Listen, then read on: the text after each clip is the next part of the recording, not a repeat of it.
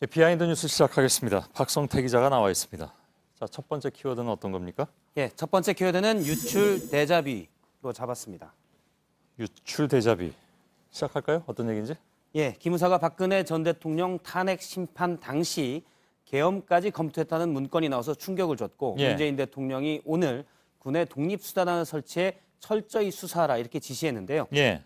이 문건이 작성됐을 당시 여당이었던 자유한국당에서는 이 내용보다도 문건의 유출 경위에 대해서 더 문제 삼는 모습입니다. 예. 김진태 의원이 소셜미디어에 올린 글을 보면 기무사 보고서를 유출한 군사기밀 유출 사범부터 수사하라라고 촉구를 했고요.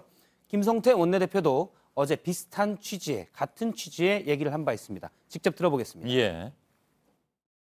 기무사의 엄밀한 문건이 지난 한 주 난데없이 한꺼번에 쏟아져 나온 배경에 대해서도 분명히 밝혀야 할 것입니다. 예. 예, 큰 문제가 폭로됐을 때 문제 자체보다는 이게 어떻게 유출됐느냐, 이른바 유출 프레임이 매번 본질을 흐린다는 지적입니다. 예. 그러고 보니까 이제 의혹보다도 유출로 논란이 되는 문제 그런 경우가 많습니다. 그러니까 이를테면 뭐 기승전 유출? 예, 뭐 그런 그렇습니다. 식으로. 예. 대표적인 게 2014년에 있었던 이른바 정윤회 문건 보도였습니다. 예. 당시 세계일보가 보도해서 충격을 줬었는데요.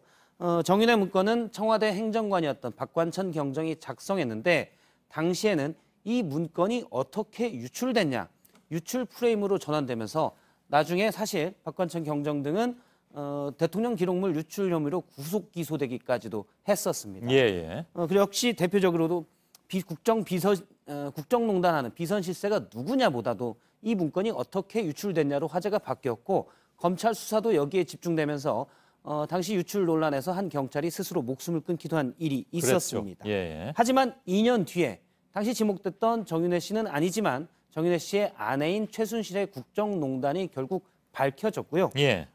박근혜 전 대통령은 결국 이를 계기로 탄핵이 됐습니다. 만일 당시에 청와대가 문건 유출 프레임보다는 국정농단 비선실세에 대한 진실규명에 더 힘을 쏟았다면 결과가 달라졌을 수도 있었습니다. 예.